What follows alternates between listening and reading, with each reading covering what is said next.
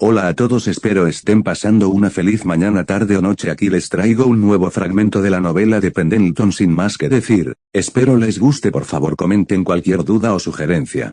Alerta ficción: nada de lo aquí presentado es real o debe ser tomado en serio. Esto es solo entretenimiento, todos los personajes son ficticios y cualquier parecido con la realidad es pura coincidencia. Capítulo 56, rumbo a Eldoria, el pasado y el futuro a bordo del Javelin. El astillero de Mare Nostrum zumbaba con una energía especial. Las grúas se movían con precisión, y el aire resonaba con el claxon de los camiones. En medio de esta sinfonía industrial, una nueva obra maestra de la ingeniería naval de Pendleton se erguía con orgullo. El Javelin está listo, gobernador, exclamó Borin, su voz llena de satisfacción, mientras el primer destructor de clase tribal era botado con una ceremonia sencilla pero emotiva. Su elegante silueta gris cortaba el agua, prometiendo velocidad y poder. El Javelin no viajaría solo en su viaje inaugural. Lo escoltaban 3 cargueros clase Victory, sus bodegas repletas de materiales, maquinaria y productos, y un contingente de ingenieros de Pendleton, listos para comenzar la transformación de Eldoria tan pronto como Kael diera la orden. A bordo del puente del Javelin, Kael y Lyra observaban el horizonte. La brisa marina ondeaba el cabello de Lyra, mientras Kael ajustaba el cuello de su chaqueta. Un gran paso, ¿no crees, Lyra?, dijo Kael, sus ojos fijos en la estela que dejaba el destructor. El primer buque de guerra de nuestra flota. Y rumbo a nuestra primera alianza militar y política de este tipo. Lyra asintió, su voz más suave de lo habitual. Lo es, Kael. Me pregunto qué encontraremos en Eldoria. El duque Arion pintó un cuadro bastante desolador, miró a Kael. Esto de las alianzas. ¿Es lo que siempre quisiste? ¿Conquistar, expandir? Kael se apoyó en la barandilla, su mirada perdiéndose en el vasto mar. No es conquistar, Lyra. Es, expandir una forma de vida. Mira a Valerius y Gramorlan. Estaban sumidos en la miseria y el atraso. Ahora tienen luz, comida, oportunidades. Eldoria está igual de hundida. Si podemos sacarles de esa trampa, si podemos darles la prosperidad y la seguridad que nunca tuvieron, entonces, ¿no es una victoria más valiosa que cualquier conquista? Lyra lo miró, una chispa de curiosidad en sus ojos. Entiendo ese lado. Pero a veces, tus ideas, tu forma de pensar, parecen venir de un lugar muy distinto al nuestro. ¿De dónde sacas todo esto, Kael? ¿Cómo sabes tanto sobre todo? Kael dudó un momento. Había llegado el momento de compartir algo más. Es complicado, Lyra. Vengo de otro mundo. Un mundo muy diferente al nuestro. Un mundo que ya pasó por una revolución industrial como la que estamos viviendo ahora. Los milagros que ves aquí, la luz, los motores, los aviones, los barcos de metal, en mi mundo, eran cosas cotidianas. Las fábricas, las ciudades que nunca dormían, el transporte que unía continentes, es de ahí de donde saco todo. Lyra escuchó con fascinación, sus ojos muy abiertos. Otro mundo. ¿Cómo era ese mundo? ¿Era tan avanzado como esto que estamos creando? Mucho más, Lyra, Kael respondió con una sonrisa. Teníamos máquinas que volaban más rápido que cualquier dragón, que nos llevaban a la luna. Ciudades de rascacielos que tocaban las nubes. Comunicación instantánea a través de continentes. El conocimiento y la tecnología se habían expandido hasta límites que aquí apenas podemos imaginar. ¿Y tú eras parte de todo eso?, preguntó Lyra, su curiosidad insaciable. ¿Qué hacías en ese mundo? Yo era, un empresario, Kael dijo, buscando las palabras adecuadas. Fundé una empresa, Industrias Pendleton, de hecho. Comenzamos con poco, como aquí, y crecimos. Construimos fábricas, desarrollamos tecnologías. Me consumía el trabajo, siempre buscando la próxima innovación, la próxima oportunidad. Lyra asintió. Eso suena muy a ti. Siempre pensando en el futuro. ¿Alguna vez, en tu otra vida, te casaste? Kael se tensó ligeramente. Sí, dijo después de un momento. Me casé. No funcionó. Fue complicado. Tuvimos un hijo, un varón, antes de divorciarnos. Un negocio terrible, en retrospectiva. Perdí la mitad de lo que tenía en ese momento. Una amarga sonrisa cruzó su rostro. Aunque, a la larga, resultó que fue una pérdida de la que me recuperé. Y con el tiempo, supongo que valió la pena por mi hijo. Aunque no lo vi mucho. El trabajo me consumía, y su madre se lo llevó. Traté de estar para mis nietos, pero Industrias Pendleton, consumía demasiado tiempo. Lyra escuchó con una mezcla de empatía y asombro. Un matrimonio fallido, un hijo distante, el Arthur Pendleton de su Kael era un hombre con una vida compleja, no solo el genio desinteresado que parecía ser. Comillas, ¿y a qué edad murió Arthur Pendleton? Lyra preguntó en voz baja, casi con reverencia. A los 87, casi 88 años, respondió Kael. Lyra asintió, su curiosidad aparentemente saciada. Por un momento, hubo silencio en el puente, solo roto por el suave zumbido de los motores del Javelin y el romper de las olas. Luego, Lyra lo miró de nuevo, una sonrisa pícara asomando. Entonces, Kael, ¿quién te consideras ahora? Kael, el chico de las maravillas de 17, casi 18 años, que está cambiando a Etelgard. ¿O Arthur Pendleton, el magnate de 87, casi 88 años, que lo construyó todo? Kael se quedó pensando, su ceño fruncido. La pregunta lo había tomado por sorpresa. ¿Quién era él? ¿La juventud revitalizada con la memoria de una vida plena, o el espíritu cansado de un anciano que había visto y hecho de todo? Tras un largo rato, sacudió la cabeza. No lo sé, Lyra. Realmente no lo sé. Lyra sonrió. Cuando lo encuentres, me avisas. Poco después, mientras continuaban navegando, Kael, intentando distraerse de la pregunta de Lyra, observó los cargueros Victory que los seguían. Eran robustos, eficientes para la carga y para transportar pequeños volúmenes de pasajeros en viajes cortos. Pero para un servicio transatlántico de pasajeros, para cruzar los grandes océanos de su antiguo mundo, eran inadecuados. La gente de su mundo exigía comodidad, lujo y velocidad en viajes largos. Necesitaremos buques especializados en el transporte de pasajeros para viajes más largos, murmuró Kael para sí mismo, sacando una pequeña libreta de su bolsillo y anotando en su lista de pendientes.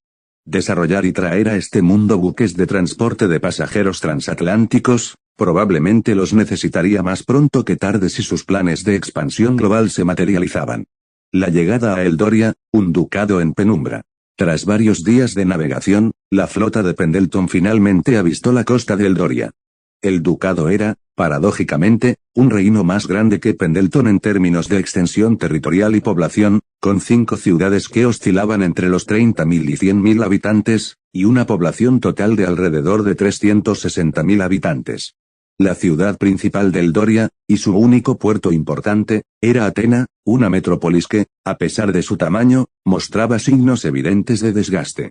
Sus murallas eran altas pero sucias, sus edificios de piedra y madera estaban descoloridos y las calles, aunque amplias, estaban cubiertas de polvo y ocasionalmente de basura, lejos del bullicio limpio y ordenado de Mare Nostrum. Los pocos barcos en su puerto eran viejos, de vela, y se veían desproporcionadamente pequeños. Las chimeneas de las pocas herrerías apenas humeaban, y no había rastros de las luces eléctricas o los sonidos de maquinaria que caracterizaban a Pendleton. Una tenue niebla de resignación parecía flotar sobre la ciudad. La llegada de la flota fue un espectáculo sin precedentes para los habitantes de Atena. Los 3 cargueros clase Victory, sus cascos grises y majestuosos, parecieron gigantescos a medida que se acercaban al puerto. Iban tan cargados que sus cubiertas estaban apenas por encima de la línea de flotación, repletos de lo que parecían ser montañas de cajas, paquetes y maquinaria cubierta con lonas. Más allá de los cargueros, la silueta inconfundible del Javelin, el primer buque de guerra que la gente de Eldoria jamás había visto, se movía con una velocidad y una gracia inquietantes, sus cañones asomando amenazantes desde su cubierta. El ruidoso zumbido de sus motores era un sonido alienígena para los oídos locales. Los murmullos se convirtieron en exclamaciones, y una multitud se apiñó en los muelles, sus rostros una mezcla de asombro y aprensión, sus ojos fijos en estas maravillas flotantes. Cuando el Javelin y los cargueros atracaron, los ingenieros de Pendleton, vestidos con uniformes limpios y prácticos, comenzaron a desembarcar junto a montones de equipos. Eran una visión de eficiencia y modernidad. En el muelle, el duque Arion esperaba, flanqueado por algunos de sus consejeros y guardias, cuyos uniformes, aunque limpios, se veían raídos en comparación con los de los hombres de Pendleton. Su rostro, aunque marcado por la preocupación, se iluminó con una tenue esperanza al ver a Kael, Lyra, Elara y Gareth descender del Javelin. Comillas Gobernador Kael, Lady Lyra, Lady Elara, Lord Gareth. Bienvenidos a Atena, exclamó el duque, haciendo una profunda reverencia. Su voz, normalmente solemne, vibraba con una emoción apenas contenida. Es un honor y un alivio inmenso tenerlos aquí. La vista de sus buques ha causado una impresión indeleble en mi pueblo. Realmente, han traído la esperanza a nuestras orillas. Kael asintió, su mirada escaneando la ciudad, notando los signos de declive que el duque había descrito, los techos parchados, las fachadas de edificios con ladrillos caídos, el aire pesado con el olor de la madera quemada para calefacción. Duque Arion. Estamos aquí para cumplir nuestra promesa. Hemos traído no solo a nuestro equipo, sino también los materiales iniciales para empezar. Estamos listos para comenzar tan pronto como tengamos un panorama claro de la situación en sus otras ciudades, Elmsworth, conocida por sus campos antaño fértiles, Stoneford, con sus minas de hierro y plata, Riverbend, la ciudad más grande. Crucial para el comercio interno, y Oakhaven, la más alejada y rural. Por supuesto, gobernador, respondió el duque, gestualizando hacia la ciudad. Permítanme guiarlos personalmente por Atena. Les mostraré la realidad de nuestro ducado. Les contaré de manera más detallada la situación en la que nos encontramos, no solo aquí, sino en todo Eldoria. La historia es larga y amarga, pero es la verdad de Eldoria, una verdad que espero que su intervención pueda cambiar. El duque comenzó a guiar al equipo de Pendleton por las calles de Atena. Las miradas curiosas de los habitantes les seguían, algunos con esperanza, otros con un miedo cauteloso. El aire, denso con el olor a polvo y pobreza, a comida escasa y a la humedad del puerto, contrastaba fuertemente con la pulcritud industrial de Mare Nostrum. Mientras caminaban, el duque Arion comenzó a relatar la trágica espiral descendente de Eldoria, una historia de malas cosechas recurrentes, prestamistas despiadados y una deuda creciente que estrangulaba cualquier posibilidad de recuperación. Nuestra crisis no es solo por las sequías, gobernador, explicó el duque, señalando un campo en las afueras que se veía amarillento y marchito. Las deudas, nos están matando lentamente. Tras la incursión demoníaca de hace 10 años, la reina Lisandra envió a su ejército, sí, pero a un costo desorbitado. Nos exigió una cantidad de oro que apenas podíamos soñar. Nos vimos obligados a firmar préstamos con los banqueros de la ciudad santa de Veritas, aquellos asociados a la iglesia. Nos ofrecieron lo que parecían condiciones generosas al principio, pero las tasas de interés son asfixiantes. ¿Comillas qué tipo de tasas?, preguntó el ara, con el ceño fruncido. La usura no era algo desconocido, pero el impacto en un ducado entero era devastador. Hasta un 10% de interés anual sobre el capital pendiente, respondió Arion con amargura. Y si no podíamos pagar el capital, los intereses se acumulaban. Hemos estado pagando religiosamente durante 10 años, pero la deuda apenas se reduce. Parece un pozo sin fondo. Y por si fuera poco, la reina Lisandra también impuso sus propias tarifas de protección anuales por su ayuda militar a futuro, que en realidad son poco más que un impuesto de vasallaje. Así que, además de la deuda, también están pagando un tributo a Lisandra, resumió Gareth, su voz sombría. Eso explica por qué su ejército está obsoleto. No tienen fondos para modernizarlo, ni para alimentar a su gente. Exactamente, Lord Gareth, el duque asintió. Cada moneda que obtenemos, cada cosecha que logramos, una parte va para estos pagos. Las escuelas y los caminos se han desmoronado, nuestros campesinos no pueden permitirse semillas nuevas y la gente de la ciudad sufre de una escasez constante. ¿Comillas y la iglesia ha presionado para cobrar esas deudas?, preguntó Lyra, sus ojos fríos. Con crueldad, dijo Arion, su voz se quebró.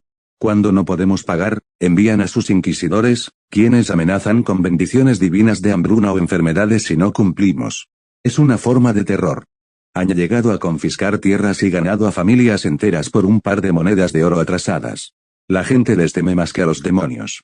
Así que no solo es una trampa económica, sino también una forma de control político y social, ligada directamente a la reina Lisandra y a la iglesia, Kael murmuró para sí mismo. La situación era peor de lo que había anticipado. No solo necesitaban ayuda, sino que estaban siendo activamente oprimidos por las mismas potencias que veían a Pendleton con hostilidad. Gobernador, el duque Arion continuó, su voz apenas un susurro, nuestras tierras son fértiles, cuando hay agua. Nuestros mineros son hábiles. Nuestra gente es trabajadora. Pero estamos encadenados. Necesitamos que Pendleton rompa esas cadenas. Por favor, díganme que pueden hacerlo. Kael y su equipo tienen ahora una imagen mucho más clara de la situación en Eldoria. Capítulo 57, el plan de reconstrucción de Eldoria. Con la cruda verdad del ducado de Eldoria al descubierto, Kael y su equipo se reunieron para trazar un plan de acción. La situación era más grave de lo que imaginaban, y la inversión necesaria, colosal. La deuda total del Doria es astronómica, comentó Gareth, su voz teñida de asombro mientras revisaba los libros de cuentas del ducado. Los números se extendían por pergaminos y más pergaminos, detallando préstamos con intereses compuestos que parecían diseñados para atrapar. Incluso para las arcas de Pendleton, pagarla de golpe sería un golpe significativo. Nos dejaría sin liquidez para otras inversiones críticas. No podemos pagarla ahora, Kael afirmó, su expresión seria. Pero podemos ganar tiempo, miró al duque Arion. Duque, ¿tienen algún bergantín en condiciones de hacer un viaje rápido y discreto? Tenemos uno, gobernador, respondió el duque, esperanzado, el león marino. No es el más veloz, pero es fiable. Podemos prepararlo en cuestión de horas. Bien, dijo Kael. Pendleton asumirá la cuota de la deuda y el tributo de este año. Queremos que el león marino zarpe rumbo al reino de la reina Lisandra con los pagos. Que lo entreguen de forma que no levante sospechas, como si lo hubieran reunido con gran esfuerzo. Eso nos comprará un año, tanto para el próximo cobro que, por supuesto, no pensamos pagar como para la próxima temporada de demonios. El duque Arion asintió, visiblemente aliviado. Será hecho, gobernador. Mi gente está lista para lo que sea necesario. Un envío inesperado en la capital. Semanas después, en la opulenta capital del reino de la reina Lisandra. Un bergantín modesto, con las velas gastadas pero el casco limpio, atracó en el puerto real. Un emisario de Eldoria, vestido con ropas sobrias pero dignas, se presentó ante los recaudadores de la reina Lisandra y, para sorpresa de estos, entregó la cuota anual completa de la deuda y el tributo, sin objeciones ni solicitudes de prórroga. La noticia llegó rápidamente a los oídos de la reina Lisandra en su palacio y al cardenal Tiberius en el enclave de la iglesia. —¿Comillas el Doria ha pagado? —preguntó Lisandra, frunciendo el ceño mientras leía el informe. Su tono denotaba desconfianza. Sin endeudarse más, sin las súplicas habituales, sin el retraso de siempre. ¿Es una trampa? Su consejero de finanzas, un hombre delgado y meticuloso, revisó los pergaminos. Así parece, Su Majestad. El pago es completo y a tiempo. Ni una sola solicitud de ayuda adicional. Es inusual. Mientras tanto, en la ciudad santa, el cardenal Tiberius contemplaba el mismo informe con una mezcla de perplejidad e irritación. —Comillas absurdo —exclamó. El Doria está en la ruina, lo sabemos. ¿Cómo es posible que hayan reunido esta suma sin recurrir a nuestros préstamos, sin más ataduras con la iglesia? Esto huele a interferencia. ¿Ese Kael estará detrás de esto? Lord Kaelenor, del gremio de magos, quien estaba de visita en la ciudad santa, asintió con una expresión sombría. Si el Doria ha encontrado un benefactor, cardenal, eso solo significa problemas para nuestros intereses. Los rumores de la feria de Pendleton no eran exagerados. Su ciencia es potente, y ese joven Kael es más peligroso de lo que parece. Es posible que hayan encontrado una fuente de ingresos que desconocemos, o que alguien les haya prestado el dinero. Pero, ¿quién? Debemos enviar espías. Infiltrarnos en el Doria, dictaminó Tiberius. Necesitamos saber qué está ocurriendo exactamente en ese ducado. Esa inexplicada solvencia no puede ser más que una señal de que algo está gestándose allí, algo que amenaza nuestro orden. La reina Lisandra, por su parte, instruyó a sus propios agentes. Mantengan un ojo muy de cerca en el Doria. Si tienen un nuevo benefactor, quiero saber quiénes y qué están ganando con ello. El Doria es nuestra, por derecho de deuda y protección. Nadie más puede reclamarla. Manos a la obra en el Doria. Mientras tanto, en el Doria, el equipo de Kael se movilizó con la eficiencia característica de Pendleton. La llegada de los ingenieros y los cargueros repletos de maquinaria y materiales ya había generado una ola de entusiasmo y curiosidad entre la población de Atena. Comillas lo primero es la comida, anunció Kael en una reunión con Lyra, Elara y Gareth en un salón improvisado en el castillo del duque. El duque Arion, aunque extenuado, observaba con renovada energía. Lyra, Elara, su prioridad es la producción agrícola. Necesitamos poner a trabajar esos tractores Steyr 8150 y las cosechadoras Massey Ferguson MF 7347 de inmediato en los campos de Elmsworth. Es la ciudad que más ha sufrido la hambruna.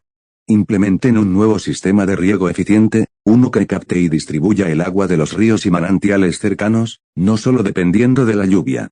Y comiencen a construir las ganaderías industriales en las afueras de Atena y Riverbend para asegurar un suministro constante de carne, leche y huevos. Esto no solo aliviará la hambruna, sino que liberará mano de obra para otros proyectos. Lyra asintió con determinación. Kael, ya hemos empezado a coordinar con los capataces de los campos. La gente está desesperada por trabajar. Cuando vean estas máquinas, su esperanza se disparará. Y mientras eso avanza, Gareth, continuó Kael, dirigiéndose al ingeniero, necesitamos conectar este ducado. Comiencen a trazar y construir líneas de ferrocarril para unir nuestras ciudades, Elmsworth, Stoneford, Riverbend, o Acaben. Todas deben estar unidas. Esto revolucionará el transporte de bienes y personas, desde los alimentos hasta las materias primas. Además, comiencen a modernizar la infraestructura de las ciudades, instalen luz eléctrica en cada rincón, mejoren las carreteras y el saneamiento, construyan sistemas de alcantarillado adecuados. La salud pública es crucial. Gareth asintió, sacando un mapa y haciendo anotaciones precisas. Ya he enviado equipos de reconocimiento a Stoneford para empezar a buscar yacimientos de petróleo. Las minas de hierro y plata de allí sugieren una geología prometedora. Necesitamos combustible para nuestros motores y la base para una industria química. Una vez encontrados, comenzaremos a construir las fábricas manufactureras para producir bienes de consumo, desde herramientas hasta textiles, y dar empleo a miles de desempleados. La parte más delicada del plan era la defensa. El duque Arion, con un brillo de esperanza en sus ojos, sugirió, gobernador, podríamos empezar usando sus armas de exportación para equipar a nuestras milicias. Serían un gran avance para nosotros. Kael lo interrumpió con un gesto de la mano. No, duque. Olviden esas armas. El Doria es ahora un aliado directo de Pendleton. Y como tal, tiene derecho a nuestras mejores armas. No vamos a escatimar en su seguridad. Los ojos del duque se abrieron de asombro. Pero, gobernador, ¿está seguro? Es un compromiso enorme.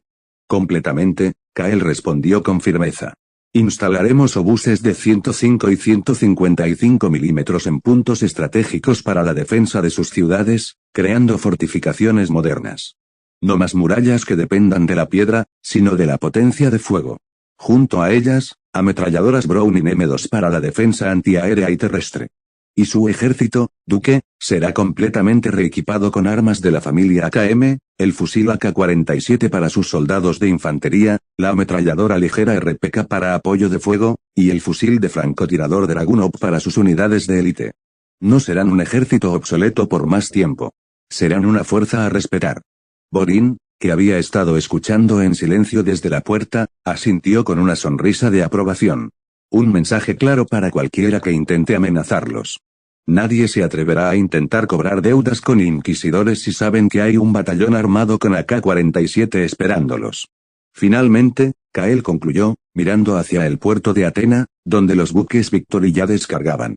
Empezaremos a modernizar el muelle y el astillero de Atena para que alcancen una capacidad similar a la de Mare Nostrum. Esto dará un impulso vital a la economía local y asegurará un flujo constante de trabajo aquí en la capital. El astillero de Atenas se centrará en la construcción de buques civiles, permitiendo que Mare Nostrum pueda concentrarse por fin en la construcción de la marina de guerra de Pendleton, que tanto necesitamos. La magnitud del plan era abrumadora, pero la determinación de Kael y su equipo era inquebrantable. Las órdenes se emitieron, y la maquinaria de Pendleton comenzó a rodar en el Doria. Este plan llevará aproximadamente un año, Kael informó al duque Arion. Debería estar listo justo antes de la próxima temporada de demonios. Será entonces, duque, cuando el ducado de Eldoria se pondrá a prueba. Y demostraremos al mundo el verdadero valor de nuestra alianza. No solo se liberarán de la deuda, sino que se convertirán en una potencia por derecho propio. El duque Arion, con lágrimas en los ojos, se puso de pie y se inclinó profundamente. Gobernador Kael, su generosidad y su visión, no tengo palabras. Eldoria le estará eternamente agradecida.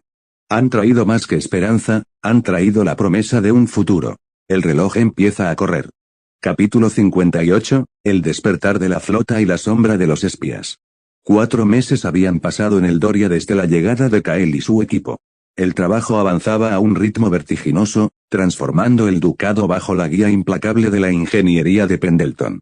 Los campos de Elmsworth, antaño marchitos, reverdecían bajo el nuevo sistema de riego, y las ganaderías industriales comenzaban a poblarse. Las líneas de ferrocarril se extendían como venas de acero por el paisaje, y los postes de luz eléctrica se alzaban en las ciudades, prometiendo un futuro iluminado. En el puerto de Atena, la transformación del astillero era palpable. Había alcanzado ya la mitad de la capacidad de Mare Nostrum, un logro asombroso en tan poco tiempo.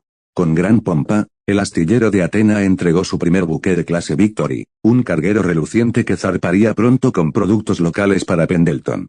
Simultáneamente, en Mare Nostrum, la cuna naval de Pendleton, se culminó el segundo destructor clase Tribal, al que Kael bautizó como el Lightning.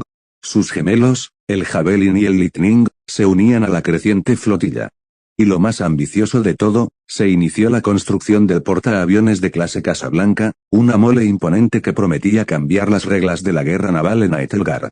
Aún así, el constante flujo de pasajeros entre Mare Nostrum y Atena, una ruta de 400 kilómetros de mar, hacía aún más evidente que los buques clase Victory, si bien excelentes para carga, no eran adecuados para el transporte masivo y cómodo de pasajeros. La demanda crecía, y los viajes, aunque posibles, eran largos y poco confortables. Kael, ya habiendo previsto esta necesidad, no tardó en dar la orden. Gareth, dijo a su ingeniero jefe, quien ya regresaba a Pendleton. Necesitamos transportes de pasajeros dedicados. Ordene al astillero de Atena la construcción de 2 transatlánticos gemelos de clase Monte Pascual. Gareth, acostumbrado a las visiones a gran escala de Kael, asintió, aunque el tamaño de estos buques era formidable. Entendido, gobernador. Buques de 14.000 toneladas, 152 metros de longitud y 19 metros de ancho. Impulsados por 4 turbinas de vapor que les darán una velocidad crucero considerable de 26 nudos, permitiéndoles hacer el viaje entre Atena y Mare Nostrum en solo 3 días, con una capacidad de 2.500 pasajeros cada uno. Un proyecto ambicioso, pero realizable para Atena. Mientras tanto, la mente de Kael seguía volando hacia la defensa y el ataque. Decidió aumentar drásticamente la flota de guerra, consciente de que el conflicto con Lisandra y la Iglesia era inevitable. Ordenó en Mare Nostrum empezar a construir 2 cruceros de clase Fargo. Quiero un modelo potente, Borin, le explicó Kael al comandante. Buques de 12.000 toneladas, 185 metros de longitud y 22 metros de ancho. Contarán con 11 cañones de 155 milímetros montados en 4 torretas de 3 cañones, 2 a popa y 2 a proa. Como armamento secundario, quiero 12 cañones de 127 milímetros distribuidos en 6 torretas dobles a babor y estribor. Y para la defensa antiaérea, 3 montajes cuádruples de Bofors de 40 milímetros a estribor y 3 a babor, y un montaje cuádruple de Bofors de 40 milímetros en proa, además de 20 cañones Bofors de 20 milímetros. 4 en proa y 16 distribuidos por el casco. Impulsados por una turbina de vapor que les dará una velocidad de hasta 28 nudos, y un cinturón blindado de 120 milímetros. Borin escuchaba con una sonrisa de satisfacción. Impresionante poder de fuego y protección, gobernador. ¿Y qué más? También quiero que cuenten con un hangar y una catapulta en popa que les permita transportar y operar 2 hidroaviones PBY para reconocimiento de largo alcance y apoyo. Y para rematar, 6 tubos lanzatorpedos distribuidos en 2 lanzadores triples. Comillas. Kael hizo una pausa. Y, Borin, que los buques clase Tribal sean modificados para incluir la misma configuración de torpedos. Es un activo valioso en el combate naval. Esto dejaría a la flota de Pendleton con un poder futuro de 6 destructores clase Tribal, 3 en construcción, incluyendo el Javelin y el Lightning, 2 cruceros clase Fargo y un portaaviones clase Casablanca. Una flotilla de guerra suficiente para defenderse de Lisandra y sus aliados.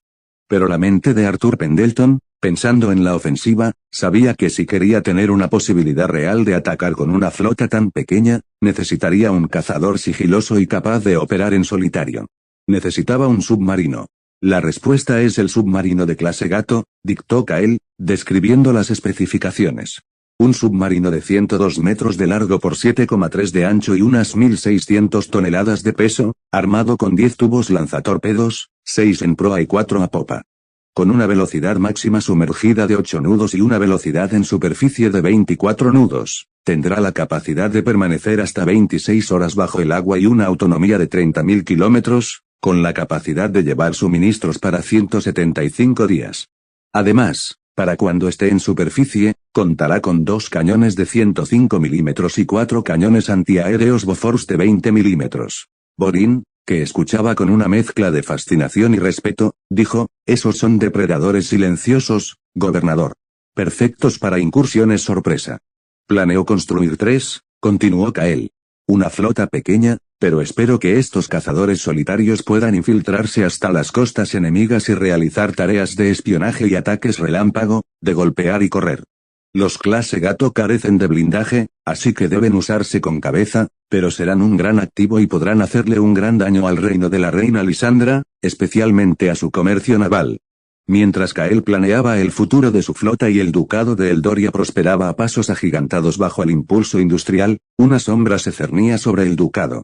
Los espías de Lisandra y la iglesia habían llegado. Discretos y entrenados para pasar desapercibidos, se infiltraron en Atena y sus alrededores.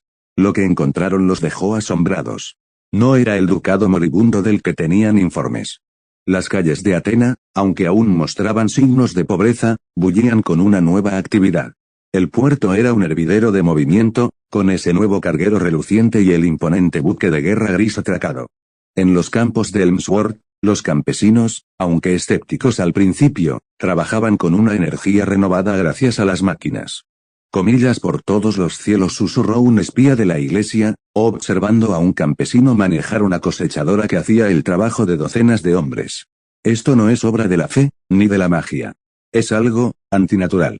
Otro espía, un explorador curtido de Lisandra, se ocultó entre la multitud mientras veía los postes de luz eléctrica iluminar las calles de Atena al anochecer, transformando la oscuridad habitual en un resplandor blanquecino.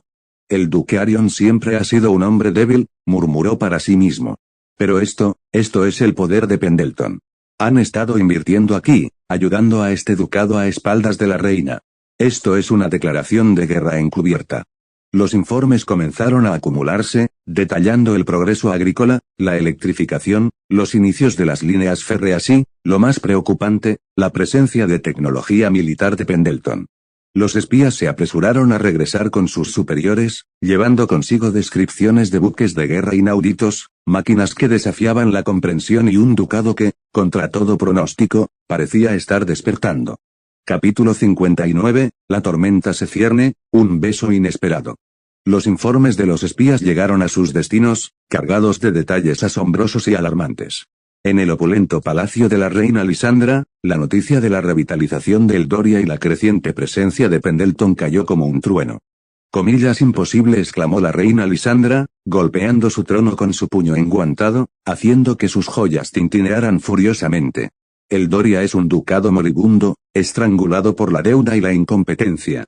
¿Cómo pueden estar construyendo ferrocarriles y electrificando ciudades en tan poco tiempo? ¿Y esa flota, esos barcos de guerra que describen? Es una afrenta directa a mi autoridad. Pendleton ya humilló a mi reino una vez al quitarnos Mare Nostrum. No lo harán otra vez. Su almirante, un hombre curtido por la batalla con cicatrices en el rostro, se inclinó. Su Majestad, los informes son precisos. Han visto los Victory en el puerto de Atena, e incluso un nuevo buque de guerra escoltando los cargueros. Las descripciones de la tecnología son inquietantes. Parece que Kael no solo es un innovador, sino un estratega audaz. Ha logrado algo que no creíamos posible. Comillas, preparen nuestra flota, ordenó la reina, su voz resonando con una furia helada por la vasta sala del trono. Movilicen nuestras galeras y carradas. Refuercen nuestras defensas costeras.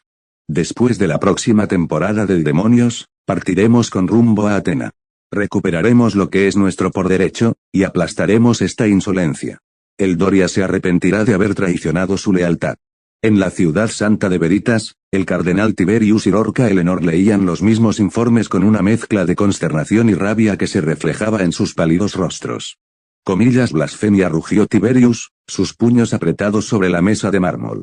Comillas, no solo están desafiando el orden natural con su ciencia, sino que están corrompiendo un ducado que nos debe. Esos informes sobre la gente en los campos, sobre la luz en las calles. Es pura herejía. Y los espías confirman la presencia de armas que desafían la magia. Nuestras propias bendiciones no pueden competir con esa devastación. Nuestra influencia está en peligro mortal.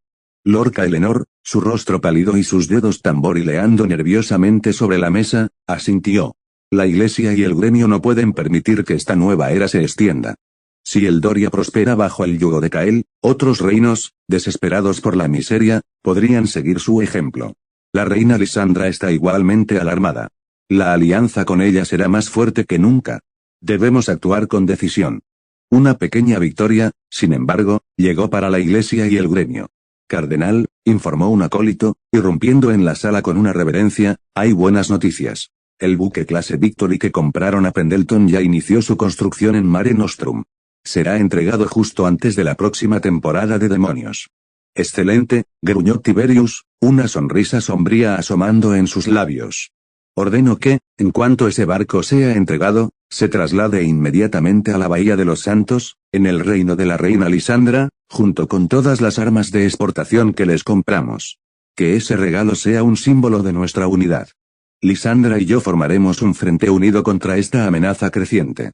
Que Pendleton se prepare. La temporada de demonios será solo un interludio antes de la verdadera guerra. Un beso inesperado en el corazón de Atena. Mientras la tormenta se cernía en el horizonte, ajenos a la creciente furia de sus enemigos, en Atena, Cael supervisaba la bulliciosa construcción de la ciudad. El astillero zumbaba con actividad incesante, el chirrido de los metales y el martilleo de las herramientas resonando por el aire. Los esqueletos de los transatlánticos clase Monte Pascoal empezaban a tomar forma, gigantescas estructuras de acero que se alzaban sobre los muelles. Por todas partes, los ingenieros de Pendleton, con sus planos en mano y sus mentes afiladas, trabajaban codo a codo con los eldorianos, reconstruyendo un futuro. Cael observaba el mar, la brisa salada en su rostro, mientras el progreso palpable lo llenaba de una satisfacción tranquila, casi melancólica. De repente, Lyra apareció a su lado, sus ojos brillantes mientras observaba la ajetreada escena del puerto. Había un brillo especial en su mirada, una mezcla de determinación y vulnerabilidad. Cael, dijo, su voz suave, apenas audible sobre el ruido del astillero, ya lo decidiste, ¿verdad? ¿Ya sabes quién eres? Cael giró su cabeza para mirarla, una sonrisa apenas perceptible en sus labios. Reflexionó mientras miraba el vasto mar azul, donde el Javelin patrullaba y los cargueros Victory entraban y salían, llevando y trayendo la vida que ahora era el Doria. Sí, dijo finalmente, su voz clara y segura, con una nueva convicción. Lo sé, tomó una respiración profunda. Soy Cael. El chico de las maravillas. El que construye el futuro en este mundo. El que va a cambiarlo todo. En ese instante, Lyra, con un impulso espontáneo que la desbordó, se acercó y lo besó. No fue un beso de despedida ni de cortesía, sino uno tierno y profundo, cargado de una emoción que había crecido silenciosamente entre ellos. Sus labios se encontraron suavemente, una conexión inesperada en medio del bullicio industrial. Cuando se separó, sus mejillas estaban sonrojadas, un color vibrante que contrastaba con su piel pálida, pero sus ojos brillaban con una alegría sincera y una decisión irrevocable. Gracias, susurró, su voz apenas un hilo. Sabía que lo encontrarías. Y tardaste mucho, ¿sabes? Estaba empezando a desesperarme. Cael se apartó, completamente sorprendido, su mente de Arthur Pendleton luchando por procesar lo que acababa de ocurrir. Su experiencia pasada con las relaciones, su vida de magnate consumido por el trabajo, sus dudas sobre sí mismo en este nuevo cuerpo, todo se arremolinaba en su cabeza. Lyra, dijo, su voz teñida de perplejidad, casi de pánico. Comillas pero. ¿Por qué haces esto? Tal vez yo no sea el viejo de 88 años, pero sigo siendo, un mocoso de 18 en este cuerpo. Y tú eres una mujer hermosa, de 22 años, fuerte, inteligente, carismática, una líder nata. ¿Por qué conformarte con migajas como yo, cuando podrías aspirar a alguien mejor? Además, yo no sé casi nada de este tema, Lyra. Mi vida es el trabajo, los planos, los números. No soy el tipo de hombre que sabe de estas cosas. No soy el hombre que mereces. Comillas, las palabras salían de él en una cascada de inseguridad que nunca había imaginado que sentiría. Lyra lo calló, posando un dedo suavemente sobre sus labios. Sus ojos, ahora llenos de una chispa juguetona y una profunda ternura, se fijaron en los suyos, llenos de cariño y una determinación férrea. Me gustas así, Cael, dijo, su voz firme, sin atisbo de duda. Me gusta el Cael que veo, el que construye, el que se preocupa por su gente, el que trae la esperanza. Me gusta el Cael que me explica el funcionamiento de un motor con la misma pasión con la que defiende a los oprimidos. Y no eres ningún mocoso. Eres el chico de las maravillas. Y sí, Cael, añadió, su voz apenas un susurro, pero cargada de peso, me gustaría algún día ser tu esposa. Lyra se fue, sus pasos ligeros, su rostro ahora un rojo brillante que se extendía hasta las puntas de sus orejas. Kael se quedó allí, inmóvil, mirando el mar, el beso aún en sus labios, y las palabras de Lyra resonando en su mente. Su vida, que hasta ese momento había sido una calculada serie de decisiones lógicas y planes industriales, acababa de ser alterada por un impulso que no había previsto, uno que lo dejó completamente desconcertado. La brisa marina parecía burlarse de su falta de respuesta, mientras el zumbido del astillero continuaba, ajeno al torbellino en su interior. Capítulo 60, un compromiso y una boda inesperada. Las palabras de Lyra resonaron en la mente de Kael. La sorpresa inicial se transformó en una claridad repentina. Ella lo veía a él, no a Arthur Pendleton, no a un mero cerebro detrás de una operación industrial, sino a Kael, el chico de las maravillas, el que traía el cambio. Su honestidad, su valentía al confesar sus sentimientos, lo conmovieron. Era hora de dejar de lado las dudas y actuar con la misma audacia con la que construía imperios. Kael no esperó. Decidió buscar a Lyra inmediatamente. La encontró en el castillo del duque del Doria, donde él y sus ingenieros se habían estado hospedando los últimos meses, en una de las habitaciones de trabajo. La vio entrar a su propia habitación y, tras un momento de vacilación, Kael se acercó y tocó la puerta. ¿Lyra? ¿Puedo pasar?, preguntó Kael, su voz un poco más insegura de lo que le gustaría. Adelante, Kael, respondió Lyra, su voz denotando sorpresa al escucharlo. Kael abrió la puerta y la encontró de pie, arreglando unos pergaminos. Se acercó a ella, la seriedad en su rostro clara. Lyra, comenzó, su mirada fija en la suya. Lo que dijiste, lo que hiciste, me sorprendió. Y mucho. Has sido una parte fundamental de todo esto, desde el principio. Siempre a mi lado, creyendo en mí, dio un paso más cerca. Y lo que dijiste sobre que me quieres, yo también te quiero, Lyra. Quizás no lo demuestre tanto como tú, mi vida ha sido diferente. Pero sí, me gustaría mucho que tú fueras mi esposa. La expresión de Lyra cambió de sorpresa a una inmensa felicidad, sus ojos se iluminaron. Kael, susurró, la alegría desbordándola al ver que sus sentimientos eran correspondidos, que él había superado sus barreras internas. Sin decir una palabra más, Kael se arrodilló allí mismo, frente a ella, en esa sencilla habitación del castillo. No tenía un anillo, ni flores, ni un plan elaborado. Era puro y sincero. Lyra, dijo, su voz resonando con una emoción que rara vez se permitía mostrar. ¿Te casarías conmigo? Los ojos de Lyra se llenaron de lágrimas de felicidad. El anillo no importaba. El lugar no importaba. Solo importaba él. Sí, Kael. Sí, 1.000.000 de veces sí, exclamó, lanzándose a sus brazos. Kael se levantó, envolviéndola en un abrazo firme y protector. La besó con una pasión que lo sorprendió incluso a él mismo, un beso que sellaba una promesa mucho más profunda que cualquier acuerdo comercial o militar. Se quedaron abrazados por un largo rato, el mundo exterior desvaneciéndose en ese instante de conexión. Internamente, Kael se preguntó qué le depararía el futuro, pero por primera vez, no sintió ansiedad, sino una extraña sensación de plenitud. Un viaje inolvidable y una boda histórica. 3 meses después, el tiempo había volado en el Doria y Pendleton. El primer transatlántico de la clase Monte Pascual, al que Kael decidió nombrar el Heraldo del Mañana, estaba siendo terminado en el astillero de Atena, una maravilla flotante de acero y lujo. Su imponente figura se alzaba sobre el puerto, una promesa de una nueva era de viajes. A su vez, el ducado estrenó su aeropuerto improvisado, construido a toda velocidad con el ingenio de Gareth, con el despegue de varios DC-4 que habían sido transportados pieza a pieza desde Mare Nostrum en los cargueros Victory. El rugido de sus motores era una música nueva para los cielos del Doria. El viaje inaugural del Heraldo del Mañana y los DC-4 sería a Mare Nostrum, llevando a bordo a Kael, Lyra y Gareth. A bordo del majestuoso transatlántico, Kael y Lyra, ahora oficialmente comprometidos, disfrutaban de un merecido descanso. Paseaban por las cubiertas, Lyra con una sonrisa constante, Kael más relajado de lo que jamás la había visto. La cabina de mando, los salones elegantemente decorados, todo era un testimonio del éxito de su visión. Al llegar a Mare Nostrum, la construcción de la marina de Pendleton era evidente. Kael vio como el último de los destructores clase Tribal, el Vigilance, era botado con un estruendo.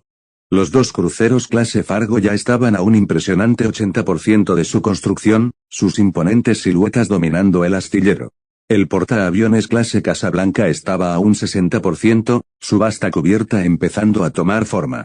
Los submarinos clase Gato, Sin embargo, avanzaban un poco lento, estando apenas a la mitad. Ingeniería más compleja, sin blindaje, pero crucial para nuestra estrategia, Gareth le había explicado.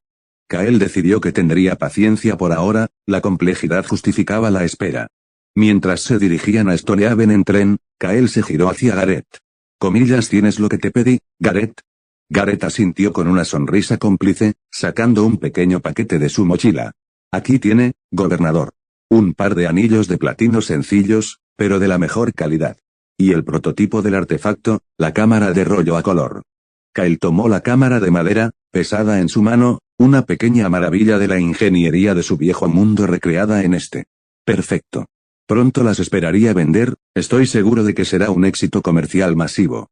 Sin embargo, por ahora, esta primera cámara tendrá una función especial. Al llegar a Stonehaven, el tren fue recibido con júbilo. La estación estaba adornada con flores y banderas de Pendleton, y una gran multitud se había congregado. La noticia del compromiso de Kael y Lyra se había extendido como la pólvora. Una gran fiesta esperaba a los recién llegados. Kael se dirigió directamente hacia su familia, su padre, el minero, con el rostro surcado de arrugas pero los ojos brillantes de orgullo, su madre, la costurera, también llamada Elara, que no debía confundirse con la Elara comerciante. Una mujer cálida y práctica, y su hermana pequeña, Elara Jr., quien corrió a abrazarlo con entusiasmo. Lyra también se reunió con su padre, un hombre robusto y sonriente, cuyo molino se había transformado en una parte vital de la central hidroeléctrica de Stonehaven. Un día después, en un improvisado altar, montado en el antiguo molino del padre de Lyra, ahora una parte esencial de la central hidroeléctrica de Stonehaven, el padre Elías se preparaba. El lugar, impregnado del espíritu de la tradición y el progreso, era perfecto. Kael esperaba en el altar, con el corazón latiendo con una mezcla de nerviosismo y emoción. Y entonces la vio. Lyra, vestida con un vestido de novia algo simple, de lino blanco adornado con encajes delicados, destacando los orígenes humildes de ambos pero realzando su belleza natural. Caminó hacia el altar, flanqueada por ambas Elaras, Elara la comerciante, imponente y elegante, y Elara, la madre de Kael, con una sonrisa emocionada. La hermanita de Kael, Elara Jr., repartía flores con alegría, junto al padre de Lyra, que caminaba con un aire de inmenso orgullo.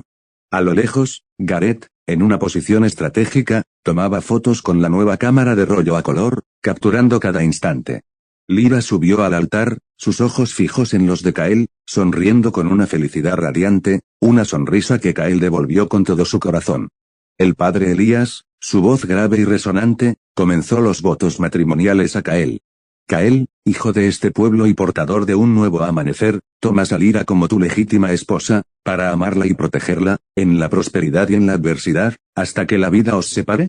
Kael miró a Lyra, su futuro, su compañera. Acepto, dijo, su voz fuerte y clara. Luego, el padre Elías se dirigió a Lyra. Lyra, hija de este pueblo y pilar de fuerza, tomas a Kael como tu legítimo esposo, para amarlo y apoyarlo, en la prosperidad y en la adversidad, hasta que la vida os separe. Lyra no dudó. Sus ojos brillaron. Acepto, respondió, su voz llena de amor. El padre Elías sonrió. Por el poder que me confiere la luz eterna, y con el consentimiento de esta comunidad, los declaro marido y mujer. Kael, puedes besar a la novia. Kael se inclinó, y sus labios se encontraron de nuevo, esta vez con el sello de un juramento eterno. Los aplausos y vítores estallaron entre los asistentes. La fiesta de la boda dio inicio, llena de música, bailes y la alegría de un pueblo que celebraba a sus líderes. La ceremonia fue transmitida por radio a los asentamientos de Pendleton, y la prensa de Stonehaven y Lyra cubrió el evento con entusiasmo, con Gareth capturando todas las imágenes con la cámara de rollo a color, asegurando que cada detalle se conservara con una fidelidad nunca antes vista. La noticia del matrimonio del gobernador de Pendleton no tardó en extenderse, viajando por rutas comerciales y relatos de viajeros, y en pocas semanas llegó a todo el continente. Fue un golpe especialmente duro para la Iglesia de la Luz Eterna. Este matrimonio, este símbolo de la creciente influencia de Pendleton, había sido avalado por uno de sus propios sacerdotes. El padre Elías, aunque renegado a los ojos de la